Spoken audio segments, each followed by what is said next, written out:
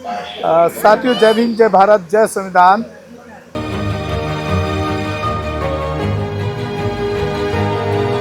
हम बाबा साहब भीमराव अंबेडकर के जन्मदिन पर यहाँ सेलिब्रेशन है पटपड़गंज गांव दिल्ली के अंदर, और यहाँ पर एक युवती हैं जिनसे अभी बात करेंगे। और बहुजन समाज से वो आती हैं। आप पट्टा भी देख रहे हैं, पंसिंग का पट्टा पहने हुए हैं। तो क्या मकसद है, क्या सोचती हैं बाबा साहब के बारे में? खास तौर से पहले महिलाओं पे ही बात करेंगे। मैडम, पहले अपना परिचय दीजिए। मैं वर्षा सिंह भारती पटपड़गंज से बिलोंग करती हूँ और मैं स्पेशल एजुकेटर टीचर हूँ।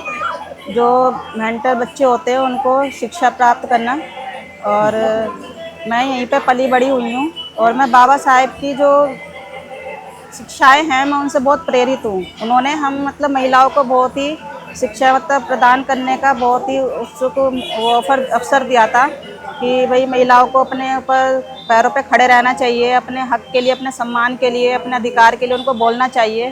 तो मैं वही बाबा साहब के बारे में आपको कुछ बताना चाहती हूँ कि उन्होंने महिलाओं को क्या क्या अधिकार प्राप्त कराए थे। तो जो बाबा साहब अम्बेडकर थे वो महिलाओं के लिए बहुत कुछ किया। उन्होंने शिक्षा, संपत्ति में अधिकार और सामाजिक समानता दिलाने के लिए हिंदू कोड में ये काम किया। उन्होंने संविधान में महिलाओं को अधिकार दिलाने के लिए रक्षा प्रदान की और महिलाओं को समान नागरिक अधिकार दिए। उन्होंने बाल विवाह और अन्य सामाजिक बुराइयों के खिलाफ आवाज उठाई और महिलाओं को सशक्त बनाने के लिए प्रेरित किया। तो बाबा साहब अम्बेडकर ने महिलाओं के लिए शिक्षा, उन्होंने महिलाओं को शिक्षित करने के लिए प्रेरित किया और कहा कि शिक्षित महिलाएं समाज को सुधार सकती हैं।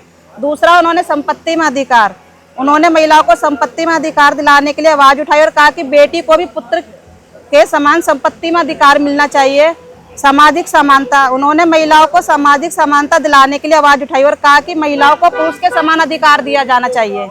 संविधान में महिलाओं के लिए अधिकार, उन्होंने संविधान में महिलाओं के अधिकार के लिए रक्षा के लिए प्रावधान किए, जैसे कि सभी नागरिकों को समान अधिकार दिलाना, किसी भी नागरिक के साथ लिंग के आधार पर भेदभाव नहीं करना, महिलाओं को किसी भी अवसर से वंचित नहीं करना, सामाजिक बुराइयों के खिलाफ आवाज उठाना। उन्होंने बाल विवाह, सती प्रथा और अन्य सामाजिक बुराइयों के खिलाफ आवाज उठाई और कहा कि बुराइयों को खत्म करना ही चाहिए।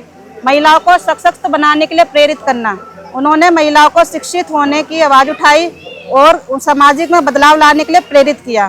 तो बाबा साहब ने महिलाओं के लिए इतना उन्होंने कर दिया था कि महिला अपने लिए एक्शन ले सकें, अपने विचारों को उनको बोल सके, लोगों के सामने अपनी बातों को रख सके। मैडम, एक बात बताइए, ये जो अक्सर देखा गया है कि महिलाएं जो हैं वो भगवान में और आस्था में, अगर हम दोनों को कंपैरिजन करें तो महिलाएं बहुत ज़्यादा बिलीव करती हैं उसमें। आप कितना बिलीव करती हैं उस आस्था? मैं ना भगवान पे बिलीव नहीं करती। मैं पहली बार पूजा पाठ नहीं करती। हालांकि मेरे परिवार में जहाँ से मैं जहाँ पे मैरिड हुई हूँ, मेरी शादी हुई है, वहाँ पे इन चीज़ों को बहुत माना जाता है, बट मैं इन चीज़ों को नहीं मानती। क्योंकि जिस इंसान ने हमें सब कुछ दिया है, हमें न्याय दिलाया, हमें संविधान, उन्होंने हमारे लिए संविधान लिखा, हम उन लोग उन्हीं की पूजा नहीं करते। आप पूजा पाठ करके क्या कर लेंगे?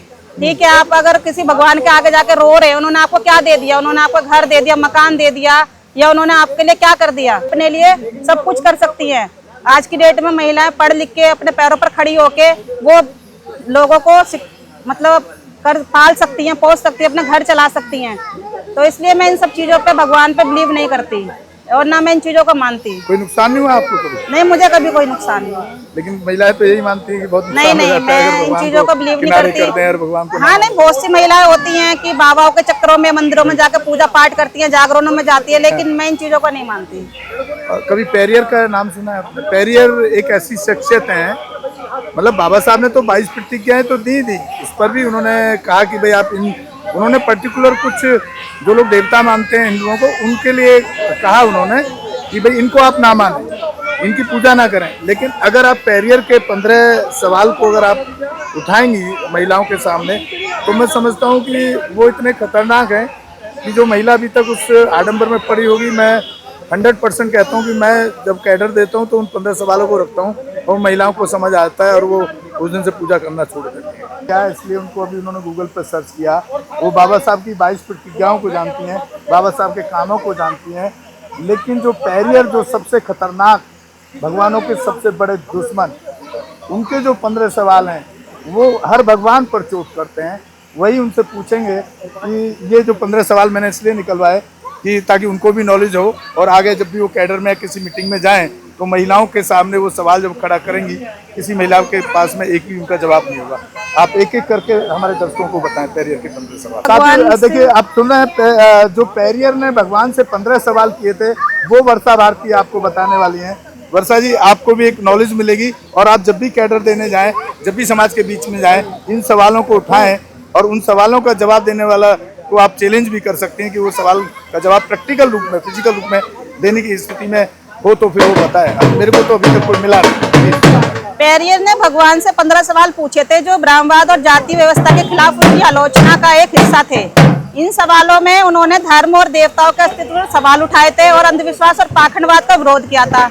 इन सवालों ने सामाजिक न्याय और तर्कसंगत सोच का बढ़ावा दिया था। तो जो इनके पेरियर के भगवान के जो 15 सवाल थे वो थे, क्या तुम ब्राह्मणवाद को बढ़ावा देते हो? दूसरा था, क्या तुम जाति व्यवस्था को न्याय संगत मानते हो? तीसरा, तुम गरीबी को धोखा देते हो? चौथा, क्या तुम मांसाहारी हो, लोगों से निर्बल हो? पांचवा, क्या तुम सभी मनुष्यों को सम्मान मानते हो? छठा, क्या तुम बुद्धविवाद और समानतावाद को स्वीकार करते हो? सातवां, क्या तुम अंधविश्वास और पाखंडवाद को बढ़ावा देते हो?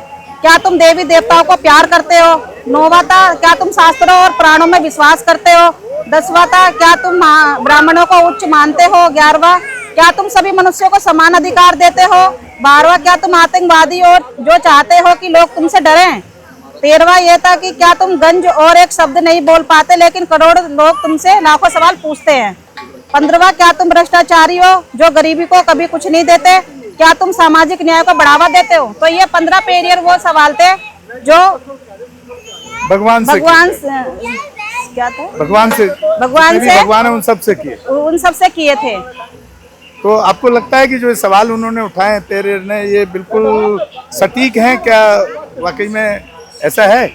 नहीं, मतलब भगवान के होने से जो उन्होंने सवाल उठाए हैं उनका कोई जवाब दे सकता है कुछ? अगर भगवान के होने से इतना सब कुछ है तो भगवान जी आकर यहाँ पर प्रकट होकर लोगों को क्यों नहीं वो न्याय दिलाते हैं? क्यों नहीं उनके लिए लड़ते हैं? क्यों नहीं आके उनके लिए यहाँ पे महिलाओं के साथ जो इतना सब कुछ होता है, दिल्ली में इतना रेप होता है महिलाओं के साथ, कोई आवाज उठाने वाला नहीं है। उनको न्याय दिलाया जाता है, उनको बोला जाता है 1 साल 2 साल लोग मुकदमा लड़ते हैं तब जाके उनको न्याय मिलता है। भगवान कहाँ चला है? वो तो बहुत ज्यादा पूछती है, सब ज्यादा तो हो जाती है। मैं ये पूछना चाहती हूँ कि भगवान उस टाइम कहाँ चला जाता है जब किसी की बहन बेटी की इज्जत को लूटा जाता है या उसको नोचा जाता है? जब भगवान जी कहाँ चले जाते हैं? भगवान कहीं नहीं है। ये भगवान जैसी चीज कोई है ही नहीं दुनिया में। लोग चाहे उसको मानते हैं बट मैं बिलीव नहीं करती इन चीजों पे। चलिए, बहुत बहुत शुक्रिया, बहुत बहुत साधुवाद आपको वर्षा जी, आपने टाइम दिया अपना कीमती, बहुत बहुत धन्यवाद। हमारे चैनल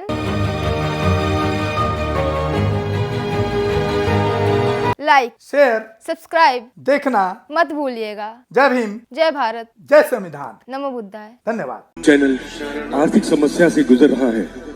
अगर आप बहुजन समाज में बाबा साहेब अम्बेडकर और तथागत बुद्ध की विचारधारा को अधिक से अधिक लोगों तक पहुंचाना चाहते हैं तो हमें आर्थिक सहयोग प्रदान करें ताकि हम अपने चैनल के माध्यम से देश विदेश में समता, बंधुता, एकता और संवैधानिक अधिकारों को ज्यादा से ज्यादा लोगों तक पहुंचा सकें।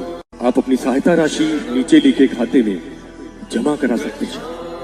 खाता धारक गौतम रत्ना, खाता संख्या 316957686551, IFSC कोड SBIN 0060336, बैंक भारतीय स्टेट बैंक।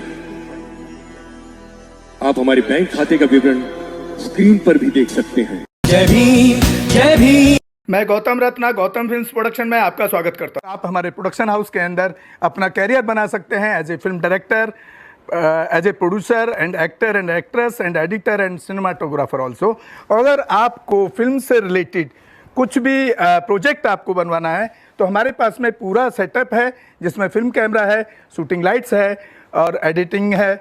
सारा A to Z एक ही जगह पर आपको हमारे यहाँ पर मिल जाएगा। तो दोस्तों, आप हमें कांटेक्ट कर सकते हैं हमारे नंबर्स पर 9810085714।